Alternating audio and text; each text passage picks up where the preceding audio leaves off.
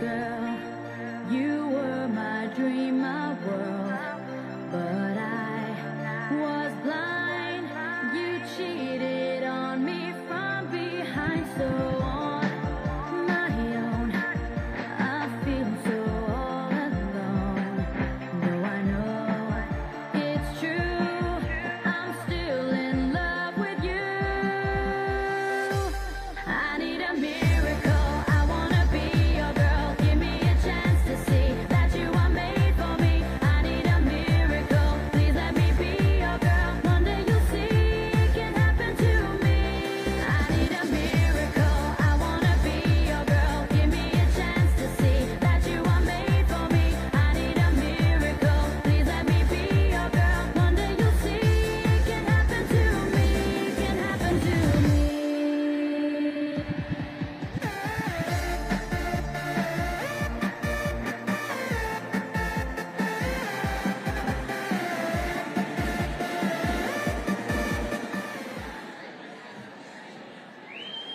Hello. So, thank you. Hey, hey.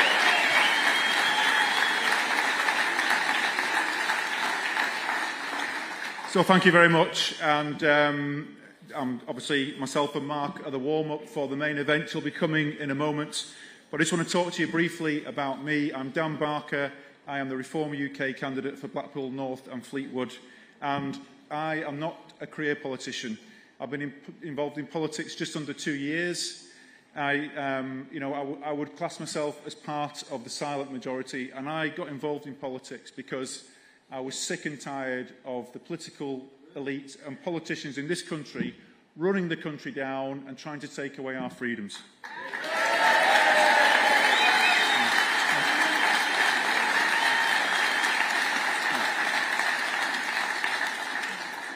And as I said, I've not been in politics long, but what I have learnt very quickly is that anything is possible and things can change very fast. And I think we're at a very important moment for the UK now. I'm nearly 50, and this election feels like the most important in my lifetime, possibly in modern history. I think you'd all agree with that, yes. Because after nearly 30 years of first Labour and then the Tories, they've managed to break Britain, and we have a choice now. It's a case of more of the same or a change. And I think the choice for change is Reform UK.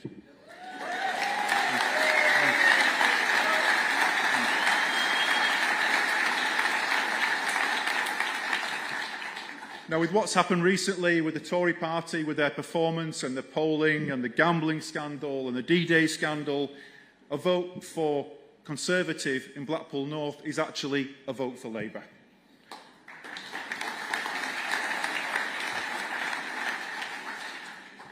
But I want to talk to you a little bit about what I want to do before I hand over to Mark. And I want to bring year-round jobs to the Foul Coast, supporting Mark, who's had some brilliant ideas, one of which is bringing a film studio, another is opening the airport, and I'll let Mark talk to you about those, but I support them fully.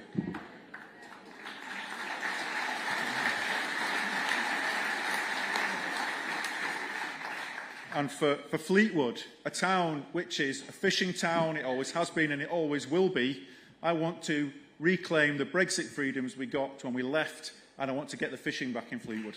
Yes. Yes.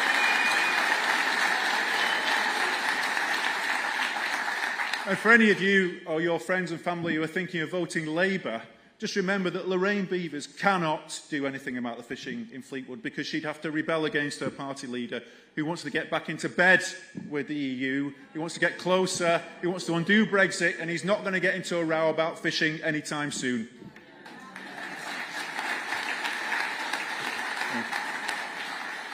I also want to put Fleetwood back on the map, the only major town in the UK that hasn't got a rail link, and it's a disgrace. So I want to restore the Fleetwood to Poulton line. It's only a short leg.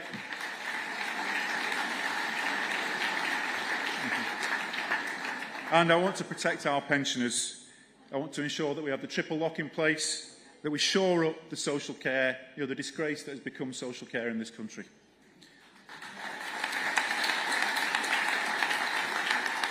And my final point before I hand over to Mark is about reducing crime and antisocial behaviour. So our policy, and I fully support this in reform, is to introduce 40,000 new police officers in our first 5 years in office. And that is a promise, and we will deliver that. Thank you very much.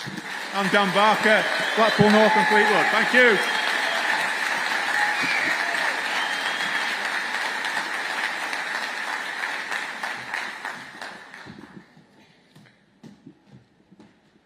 Wow.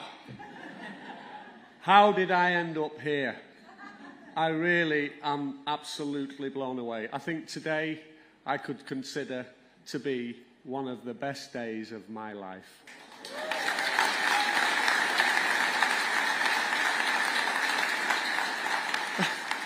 I could get emotional. Oh my God, I'm so sorry.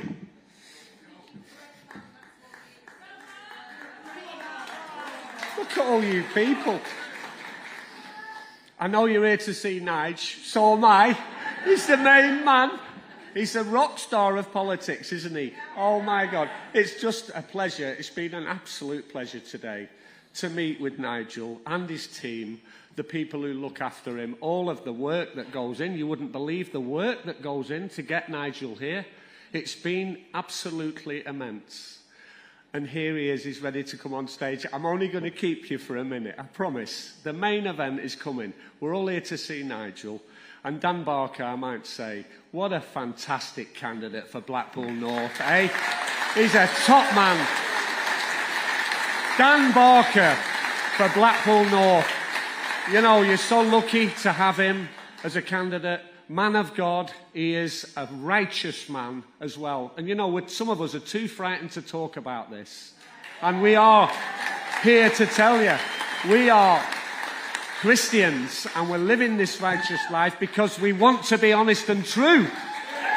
And we've got integrity.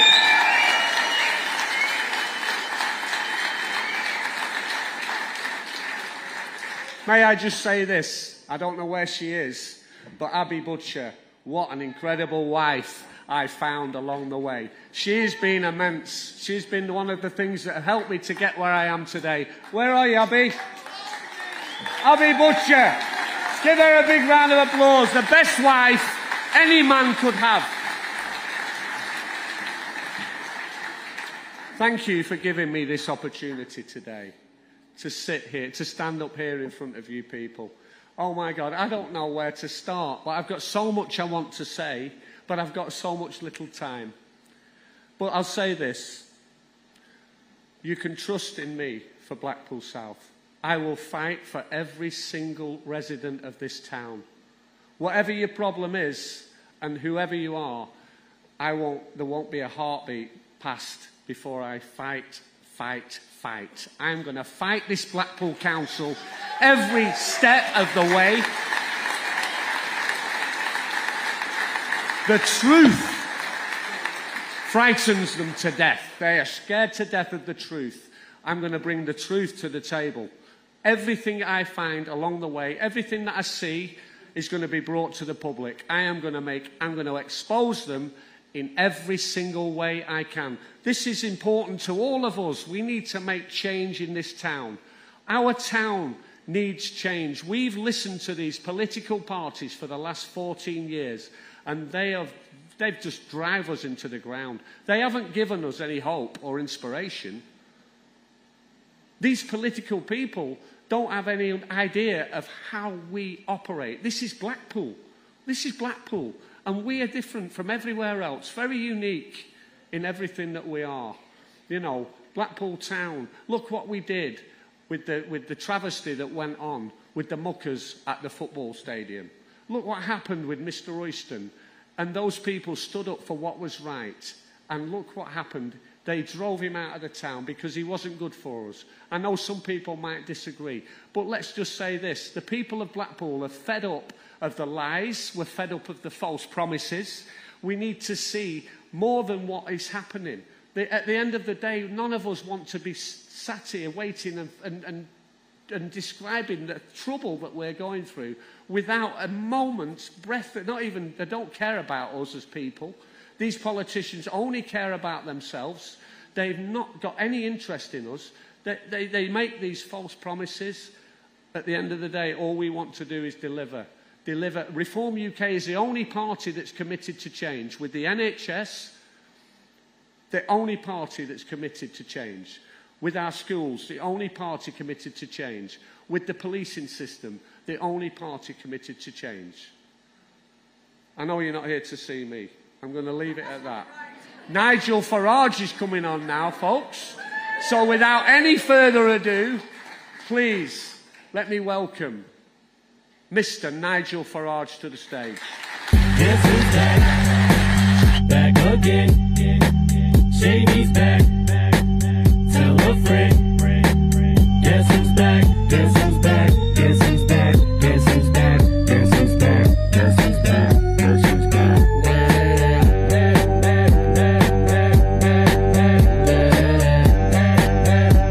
Now this looks like a job for me, so everybody just follow me, 'cause we need a little controversy, 'cause it feels so empty without me. I said this looks like a job for me, so everybody just follow me, 'cause we need a little controversy, 'cause it feels so empty without me. Now this looks like a job for me, so everybody just follow me, 'cause we need a little controversy, 'cause it feels so empty without me. I said this looks like a job for me, so everybody just follow me, 'cause we need a little controversy, 'cause it feels so empty without me.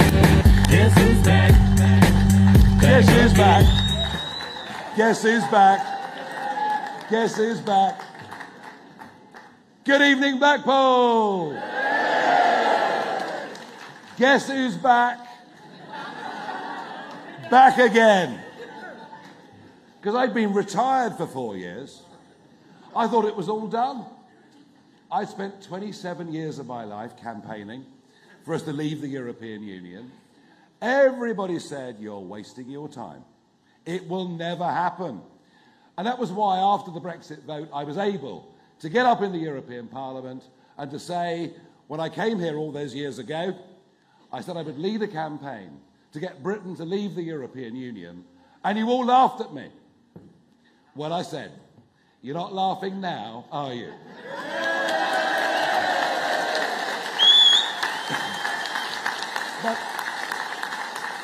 But there we were in Parliament Square. It was the 31st of January, 2020, and it was my honour to do the countdown. 10, 9, 8, 7, 6, 5, 4, 3, 2, 1, way!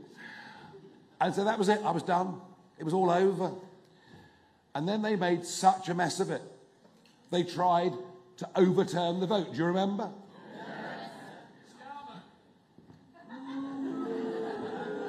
We've got some very sharp people in this audience, haven't we? Yes, Keir Starmer and others said we got it wrong. We, the morons, the plebs, we got it wrong. And we had to vote again. And Starmer was absolutely leading that charge. You're right to say so.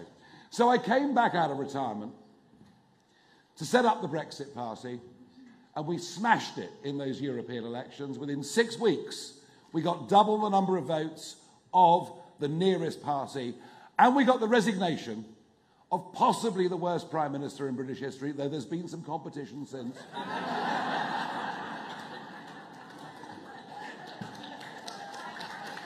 It's not wrong, is it?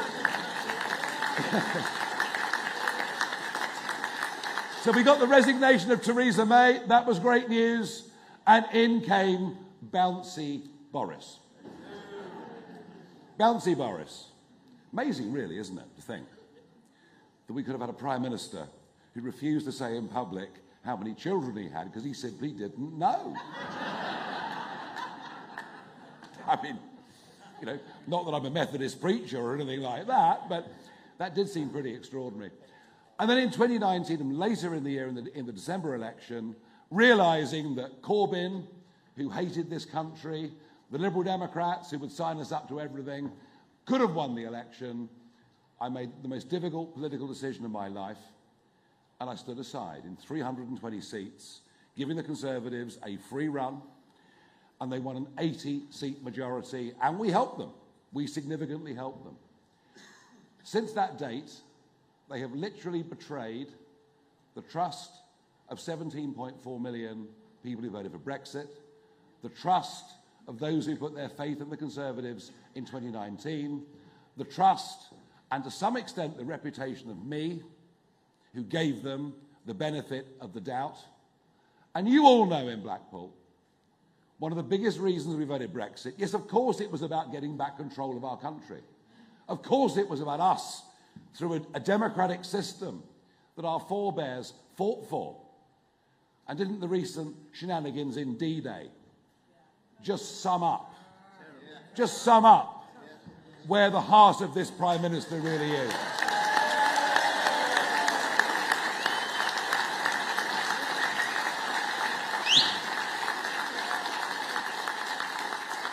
We voted to get back control of our country. We voted to honour those that went before us and made the sacrifice so that we could be free. We voted so that our children and grandchildren could live in that freedom and liberty. But we voted to get back control of our borders.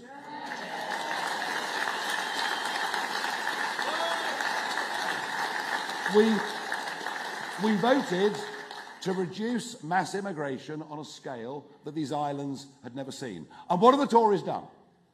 What have they done? They haven't done nothing. You're wrong about that.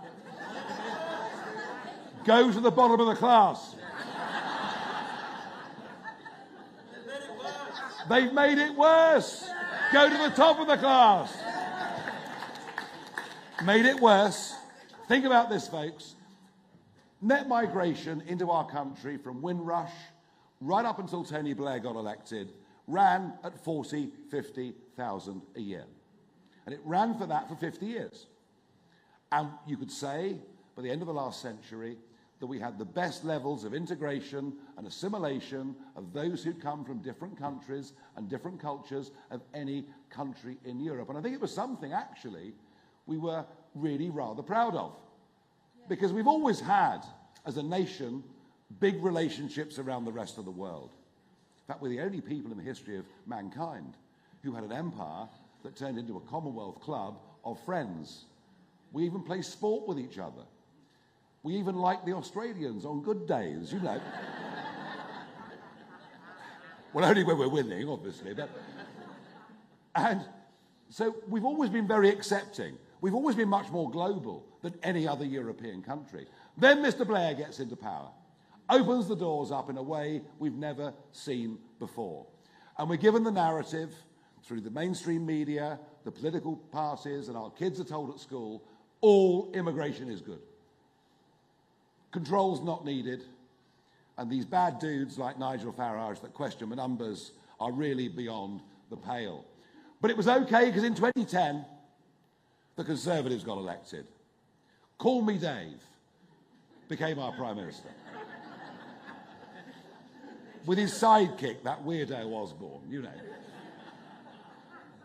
And they promised us in the manifesto they would reduce net migration to tens of thousands a year. They promised it again in the 2015 manifesto. They'd reduce net migration to tens of thousands a year.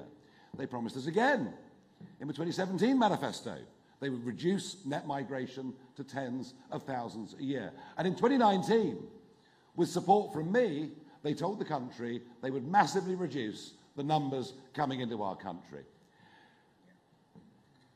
Blair and Brown net let in 2.7 million people. The Conservatives, since 2010, have now let in 4.3 million people. That's net. And in the last 2 years, net, it's about 1.5 million people. How big a breach of trust is that, with a promise of tens of thousands? How big a breach of trust is that, with those of us that voted to get back control of our borders? And that was why, with this snap election being called, and with very little time, I thought to begin with, it was impossible. How on earth could I come back, pick up the mantle of leading a political party, fight a constituency seat, travel all around the country and speak at events like this? I didn't think I had time to do it. But I changed my mind because I realized going around and meeting people that I was being looked in the eye by the people's army of millions who'd supported me through the UKIP years, who'd supported me through the referendum, who supported me through the Brexit Party. And they thought I was letting them down. Even though I've given most of my adult life to fighting these causes, they thought I was letting them down. And I came to the view that I can't let them down. And I decided, that's it. I'm coming out of retirement. I'm going to go back. I'm going to leave the party.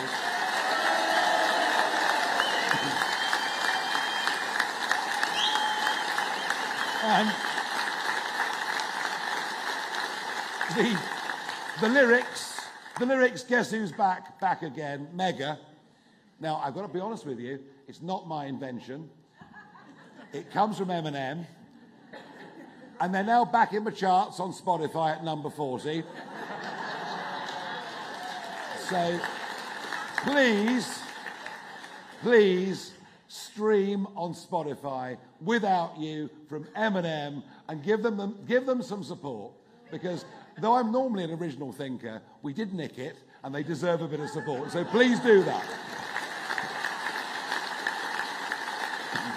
Now, you'll have seen, in the last couple of days, you'll have seen a slew of opinion polls reflected on today's front pages. But these polls are not accurate. These polls are not correct, and here's why. The field work for these polls was done, some of it, one of the polls, the More in Common poll yesterday, the field work began on the 22nd of May.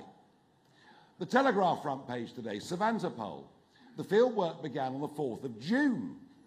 Well, unless I've got something wrong, we're on the eve of the equinox. It is now the 20th of June. And I would suggest to you that maybe, possibly, since I came back, we might be doing a little bit better than we were before.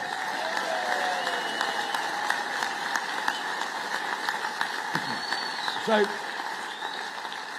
please ignore all of that. They say we'll get no seats. That's what those polls out yesterday suggested. Tonight, there are two polls that have been issued, both of which had the field work done in the last 24 hours. Some up-to-date opinion polls. One shows us neck and neck with the Conservative Party on 19%. The other shows us ahead of the Conservative Party in one of those polls. And we might be trailing, and we are trailing the Conservatives in London and Scotland, but in the whole of the north of England, in the Midlands, in much of Eastern region, in parts of the southeast, in most of England geographically, we are now the challengers to the Labour Party, and a vote.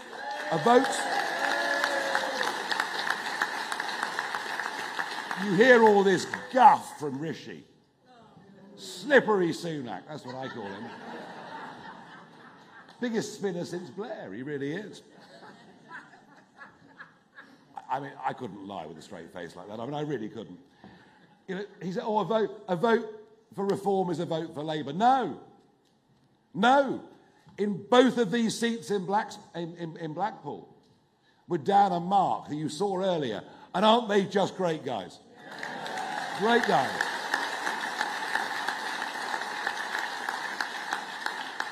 If you vote Conservative in Blackpool South, if you vote Conservative in Blackpool North, a Labour MP will win. But if you vote Reform in Blackpool North, if you vote Reform in Blackpool South, and don't waste your vote with the Conservatives, then I truly believe we can run close and even beat Labour in this town. Okay?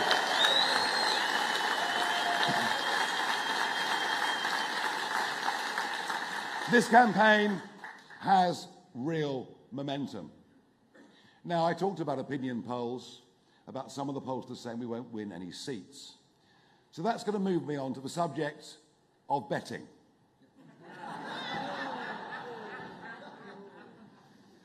It would appear that the modern-day Conservative Party is even more corrupt than we thought that it was. We have a former. Did you put money on as well? It's almost unbelievable that one of the National Campaign Director's wives bet on an early election, that a close bodyguard to Rishi Sunak bet on an early election, that a member of Parliament who was a private secretary bet on a July the 4th election. And I've seen the statistics from Betfair, and the volume of traffic the day before the announcement went through the roof. We only know about 3 or 4 people. It's clear that on a mass scale, people knew when the election would be in the Conservative Party and used that information to corruptly try and make themselves some money. It tells us everything we need to know, about this rotten political class. It's as if they're literally stealing the light bulbs on the way out of the building.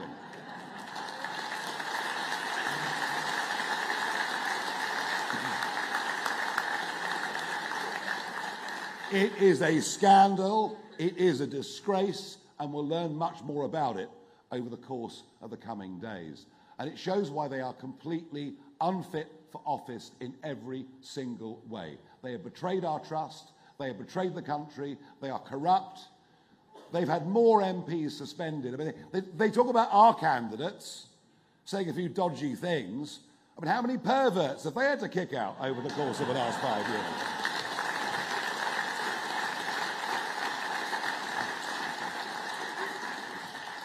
Not wrong, is it? You know, I mean. But a confession, among my many vices, gambling is one.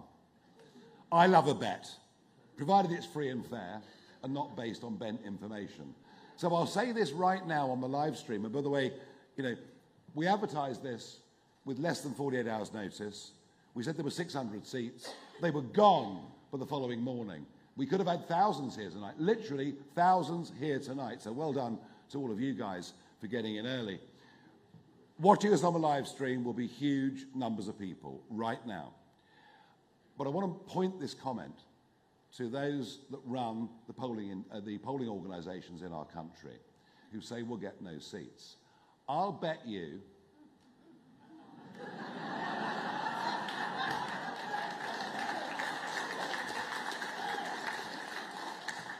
I'll bet you whatever you want, old son, that we're going to win seats in this election. And if you want to come back to me, I'm very, very happy to take your money. Not only are we going to win seats, but when people wake up to the fact, and they're waking up now, that this election is effectively over, the Conservatives are gone, they're doomed, they're on the way down, they're going to fall even further, they will lose the vast majority of their seats.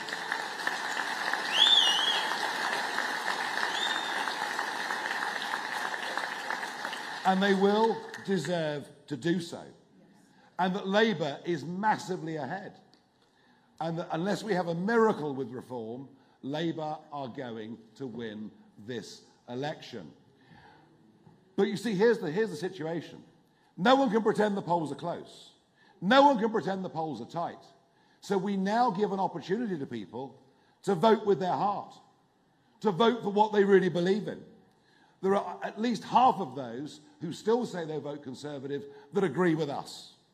They agree with a freeze on the overall numbers of immigration coming into our country. They agree with us that the boat should be stopped. They agree with us that raising the level at which people start to pay tax to £20,000 a year will help not just those on low pay, and it's a good idea.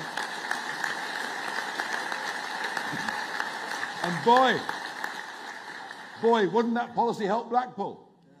With very low incomes for so many people. Very low incomes for too many people. But crucially, those on benefits are not all idlers that smoke dope all day. Some are. Some are. And we must deal with them. But many on benefits are genuine people who are trapped. They're trapped because if they go back to work more than 16 hours a week, they lose their benefits, and they're worse off in work than they would be on benefits. That's wrong. It's wrong at every level. So our policy would incentivise people on benefits to get back to work. And that wouldn't just make them better off financially, it would make them better off psychologically as well. I'm very, very proud of that policy.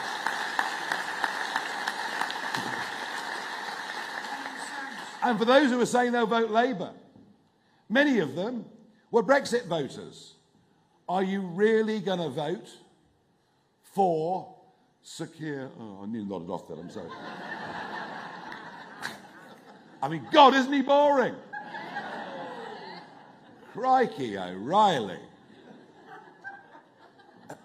But if you're... Stop giggling, it's a very serious political meeting, this. Are they really going to vote for a man who wanted to overturn the referendum result? Are they really going to vote for a man who, and this is crucial, when Labour launched their manifesto last week, there were 6 key objectives. Not one of them mentioned legal immigration. Not one of them mentioned the population explosion in this country. Not one of them mentioned the population crisis in this country. Not one of them mentioned the fact that no wonder there was a shortage of houses, because we need to build 1 new home every 2 minutes in our country just to cope with the levels of immigration into Britain. None of it mentioned. Stop the boats. He almost doesn't even want to talk about it. You can now vote Reform UK, and you can do so knowing that this is not a tight contest.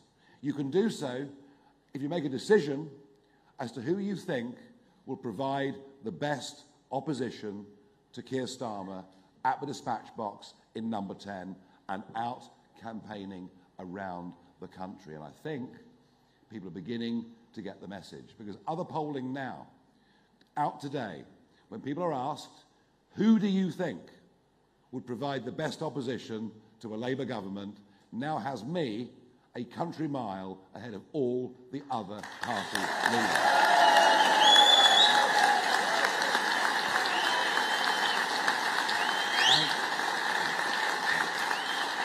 Thank you. And I have a track record of standing up and fighting. I have a track record of being virtually immune to criticism. I have a track record in the European Parliament of getting up again and again over the years and absolutely wrecking their day.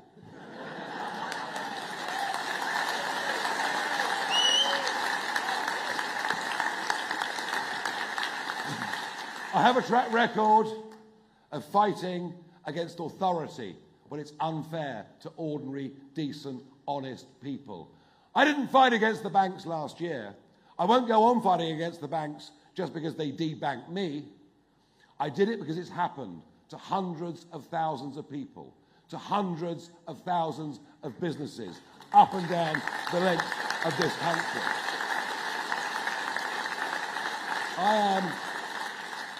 I am completely unafraid of authority.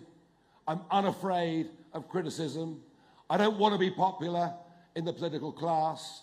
I don't want to go to their poxy Notting Hill dinner parties anyway.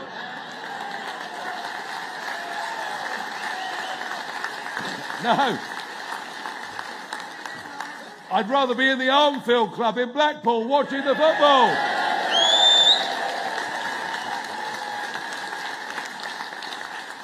I got to say, that was pretty full on in there earlier. I mean, goodness gracious me. So voting for us is now like an open shot on goal. Voting for us will make us the opposition voice, which is going to be so badly needed. This Labour government have nothing to say. Nothing to say on any major issue. This country, right now, I'm sad to say, that Britain is broken. It's broken. We are broken economically. Our productivity levels are now down below that of the French, which is incomprehensible. I mean, I didn't think the French worked after lunch, you know. Mind you, not that I'm against that, you know, but Our GDP, they go on about GDP. GDP's up, vote Conservative. Well, of course GDP's up. GDP is the size of a national cake. If you increase the population by 750,000, don't be surprised that the cake's bigger. But here's the question. Is GDP per head, is wealth per head higher in Blackpool as a result of mass immigration? It has fallen for the last 6 consecutive quarters in a row. And what no one talks about, Starmer won't talk about it, certainly Rishi won't talk about it, is our national debt. Our national debt. I can see a fiscal and monetary hawk sitting over there. Our national debt has almost trebled since the Conservatives came to power in 2010. Oh, they say it's not our fault. We had to deal with COVID. Well, you didn't have to lock us down, did you? Time and time and time again.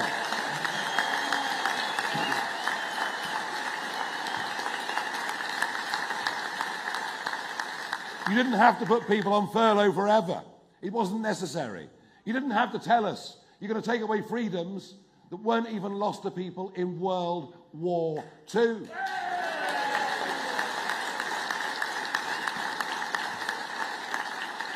To tell us we had to wear masks that were totally useless or be fined.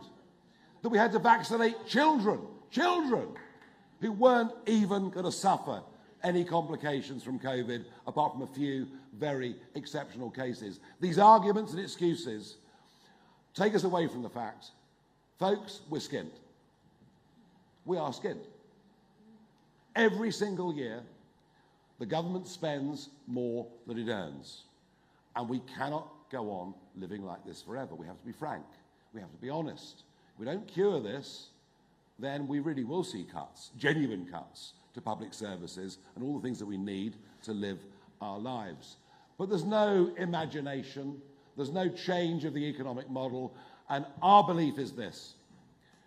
The two big parties are in an unholy alliance with big international business and the big banks, and that is all they care about.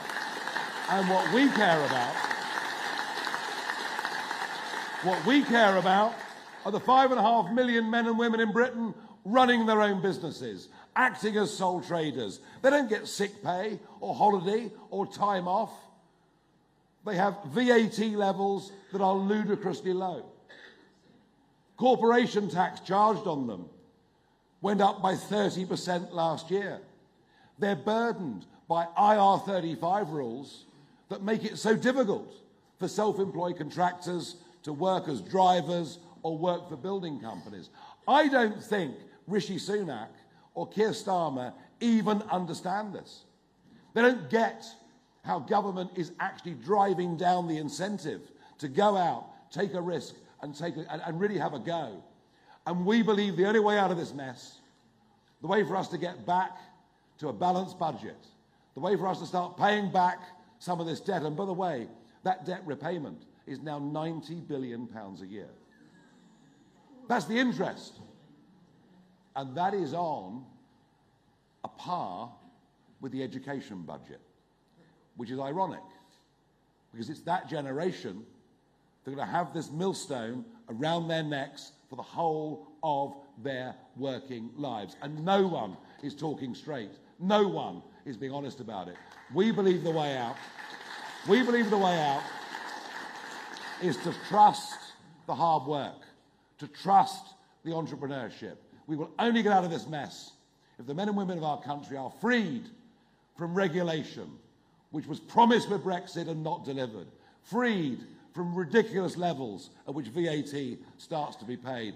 We want a revolution in Britain of people setting up companies, becoming self-employed, going out, making themselves money, employing people, paying tax.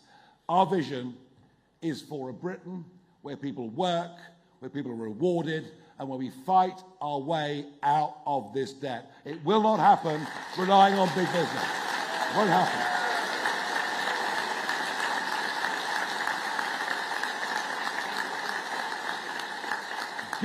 Government gets in the way of people doing well on their own. Let people be free, they will make money, they will succeed. But above all with this election, I really believe this should be the immigration election. We can't talk about housing, as I have already mentioned, without talking about the exploding population. We can't talk about rents. I mean, so many young people now, over half their income is paid just to live somewhere, and probably somewhere pretty modest. Rents have risen by 20 to 25% across the entire country since 2021. It is a direct cause and effect. There are fewer places to rent, therefore the price go up. You can't look at NHS waiting lists. You can't look at access to GP services without understanding that the population explosion has put intolerable pressures on. You can't look at our infrastructure. You can't look at the traffic. The M6. As a southerner, I thought the M25 was bad, but you've got a nightmare. I mean, a nightmare down the road here. The population explosion is diminishing the quality of life of everybody in this country. It is making us poorer. It is unacceptable. And this says nothing about the quality of the vast majority of people that come. We've all got friends that have come here from all over the world. We're a very welcoming country. We just can't take million upon million upon million. It does not work. And those sheer numbers have led in some parts of the country, and I'm thinking perhaps in the northwest, of Blackburn, of Burnley. We could cross the Pennines and go to Leeds or Bradford. And you saw what I saw in the local elections this year. For the first time in our lives in England, people voting on sectarian lines. People voting purely on religious lines. Communities so separated and divided from the rest of us because we have allowed people to come in too fast, too quickly, in too big a numbers that it's been impossible to integrate those people in society. Now rival communities, living together in the same towns and cities, not terribly far away from where we are now. And that is not a great recipe for the future. It is a major problem that we're going to have to deal with and deal with responsibly. And young men, aged 18 to 24, a growing number of them, who literally loathe the values that we stand for. And what do we stand for? If you think about it, whether we're churchgoers or not, everything about our country, everything about our culture is based on Judeo-Christian values. Everything. Everything.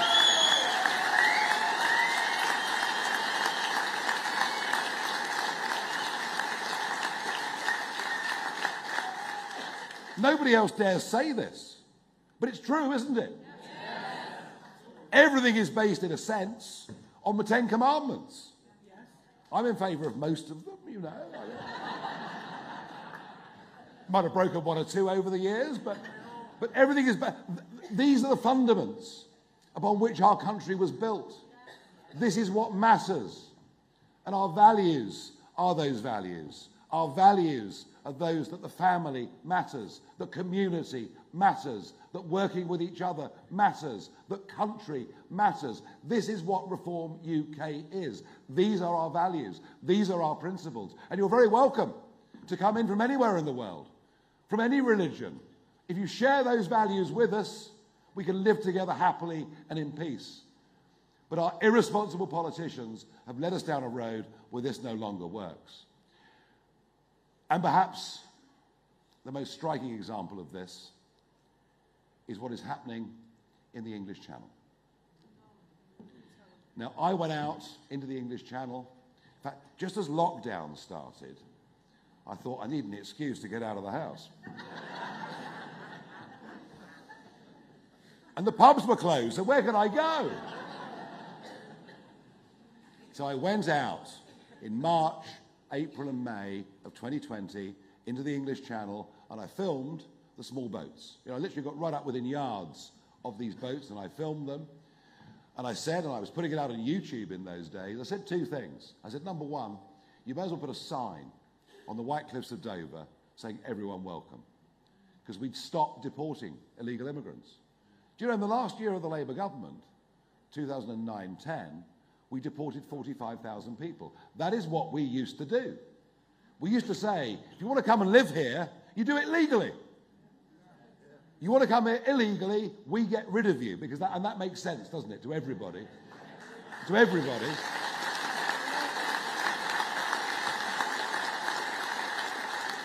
But I also said there were two big problems. One, mainstream media were not covering this story. The newspapers weren't covering it, the radio stations weren't covering it, the TV companies weren't covering it. And I think my actions, my repeated actions, embarrassed them, frankly, into going out and covering the story. But I also said, and I predicted, that this would become, and then I used a very naughty word, unforgivable word, a word for which I'll never be forgiven. I said, this will lead to an invasion. Well, I mean, you would have thought, you know, I'd advocated killing the firstborn, you know. But 4,000 boats and 127,000 people later, I think I was right to use the word invasion, because that is what it is.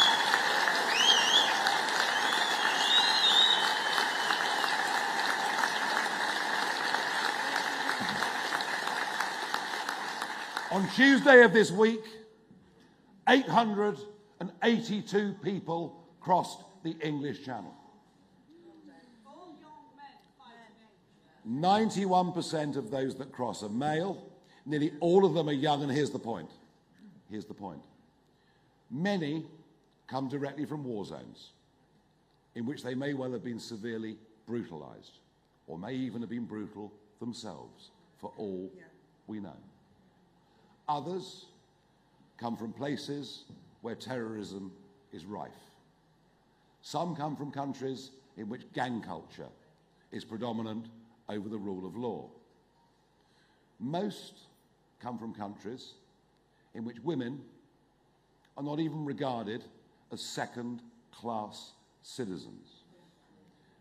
And I have filmed, and it's up there on YouTube, as they reach the 12-mile territorial water line of the British coast, them throwing their iPhones and their passports into the channel, so it's much more difficult for us to identify whether they have criminal records in whatever country they may have come from.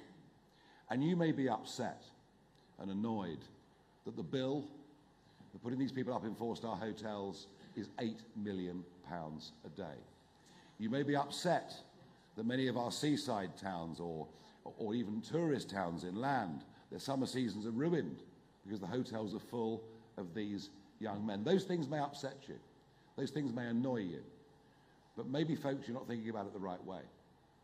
Maybe what we should be doing is declaring this a national security emergency.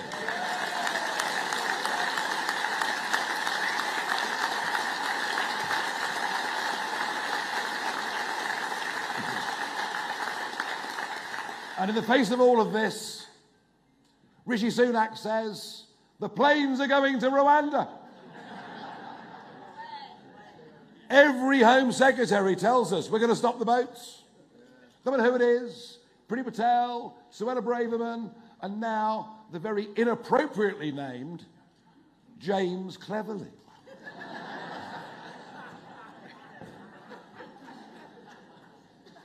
Look, you know, they're always abusive about me. All I'm doing is teasing them. I think it's okay. They all say we're going to stop them. Boris said he'd stop the boats. Big speech at Lydd Airport in Kent. Sunak's promised us planes will go in July. And do you remember he told us that people were now in detention who would go on those flights in July? I have a news update for you. Every single one of those young men, every single one, you know this already, so shut up or you'll ruin it. Every single one of those, I said shut up or you'll ruin it. Every single one of those young men that was placed in detention has now, through using the Human Rights Act, been released on bail, and I'm reliably informed most have absconded and disappeared. Unbelievable. And no planes are going to Rwanda, because the increasingly active European Court of Human Rights in Strasbourg won't allow it, and this Conservative Prime Minister hasn't got the guts to deal with it. He says in a debate, we'll consider leaving if they don't let us send planes to Rwanda, which means he says to the Eurosceptic wing of the party, I'm with you, and to the Europhile globalist wing of the party, I'm with you as well. And it sums them up. They're split down the middle. They stand for literally nothing. They have no guts, they have no backbone, they have no integrity. Their honesty after this betting scandal is seriously called into question yet again. And as for Labour, nothing. Nothing. They're going to crack down on the criminal gangs. Well, folks, we've been cracking down on the criminal gangs that sell illegal drugs on the streets of Blackpool for decade after decade. Is it working? No. Is it hell? And a gang in midsummer trafficking people across the English Channel can make 2 to 3 million euros a week. When the rewards are that high, whatever you do to the gangs, you will not stop them. And we finish up with this issue of the Channel, perhaps summing up the choice we face at this election. The Conservatives deserve to lose, but Labour don't deserve to win.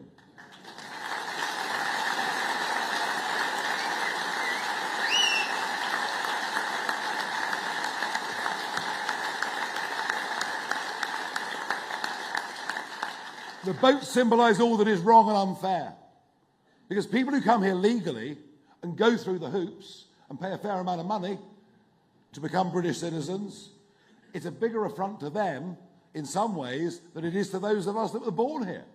It's totally unfair. It's wrong that our taxes go to put them up in hotels. It's wrong that our streets will become less safe as a result. It's wrong that we face potential terrorism as a direct result of all of this. But it can be done. And a friend of mine, Tony Abbott, who was the Prime Minister of Australia just over a decade ago, faced the same problem. The boats were coming from Indonesia. In the end, he said, no one that comes to Australia via this route will ever be allowed to settle. And we can do that, but only if we cut the Gordian knot and leave the European Court of Human Rights.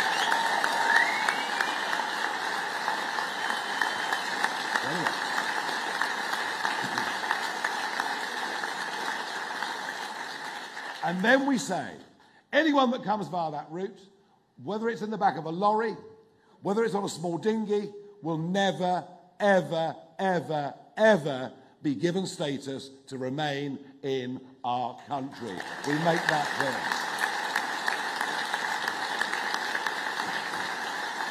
And if that doesn't work, and it will work, if that doesn't work, we'll say to the French, the fact that your Navy, despite the fact we've given you 500 million quid to stop this, the fact that your Navy still escorts dinghies from 200 yards off the beach at Gravelines to our 12-mile line and then hands over the people to Border Force or the much abused RNLI, we say to the French, we won't accept this.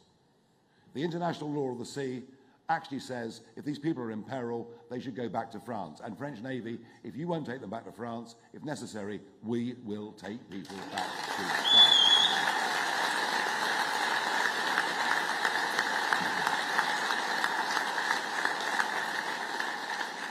Only I have the determination and the solution to stop the boats. It is unlikely that I'll be in Downing Street on July the 5th. But it's entirely possible that I can be leader of the opposition to a weak Labour government on July the 5th.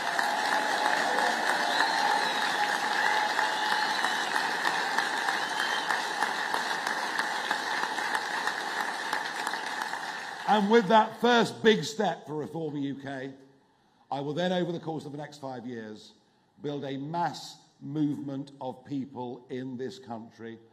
And I believe we could hold meetings like this in every town in the country. People know Britain is broken. People know Britain needs reform. People know things have gone badly wrong. People know we need politicians with courage that will take radical surgery to a patient that is seriously ill. And I can't believe that I'm here, really. I mean, I'd given it all up. But I'm back, and I have more determination in me. I have more ambition in me than I've ever had at any point.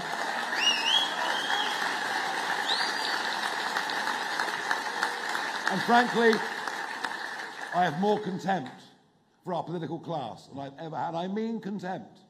They're careerists. Most of them think they're still playing games at the Oxford Union. Well, they're not, as our country begins to go down the drain. Now,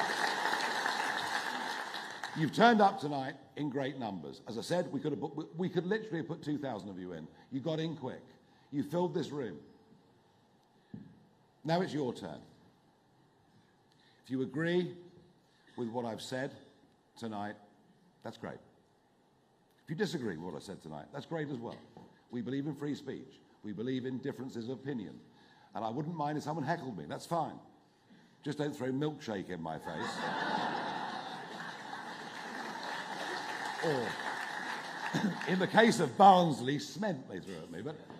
Because that's not acceptable, is it? That's not acceptable in any way, and it's not what those last living remnants that were there on the beaches of D-Day on the 6th of June 1944 fought for. They fought for us to have the right to agree to disagree.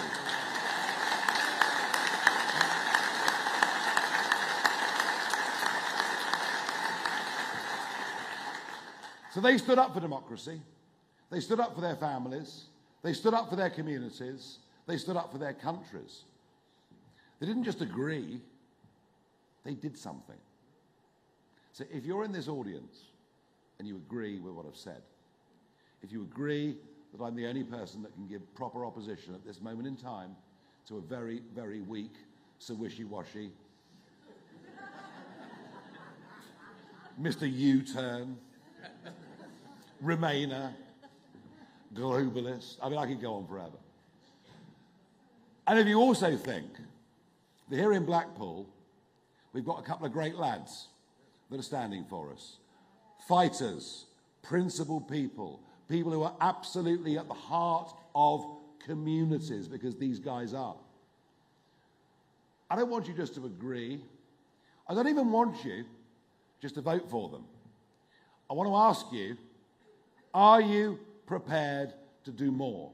Are you prepared to help us? Raise your arm if you're prepared to do something, if you're prepared to help us. Well, a lot of you have. Now, I've made a promise to you for what I'm going to do over the course of the next 5 years.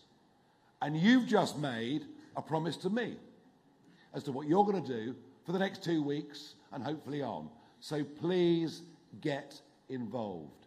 Register on our website. Help deliver some leaflets. Put up some posters. And if you want to, come and join us and be part of the revolt, a much-needed revolt against a failed political establishment. We are unashamedly patriotic. We tell it how it is. We believe we can bring radical change, better change to our country over the course of the next few years. And thank you very much indeed for listening.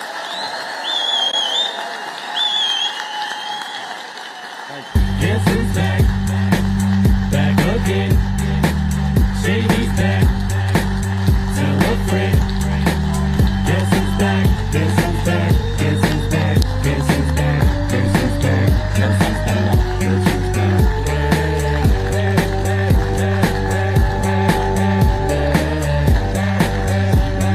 Now this looks like a job for me, so everybody just follow me, 'cause we need a little controversy, 'cause it feels so empty without me. I said this looks like a job for me, so everybody just follow me, 'cause we need a little controversy, 'cause it feels so empty without me. Now this looks like a job for me, so everybody...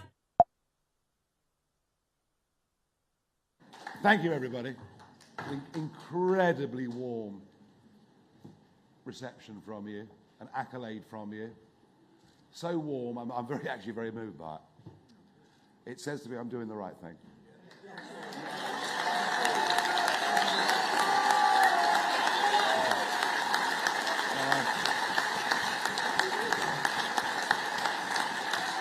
Now, I would like to be able, if I could, to stay.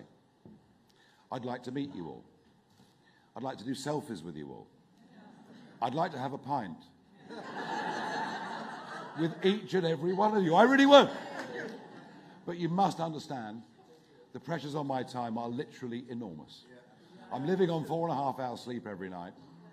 That's all right, I can manage. We've got 2 weeks to go, and I'm very fired up. But would you please allow me to go? I've got to go. I've got to get back. I've got to get back to Kent tonight. I've got to get back to Kent tonight because I'll be on the BBC One at 8 o'clock tomorrow night, being interviewed by Nick Robinson. So please allow me to leave. Love you all. Thank you so very much indeed. I'll see you again. Guess who's back?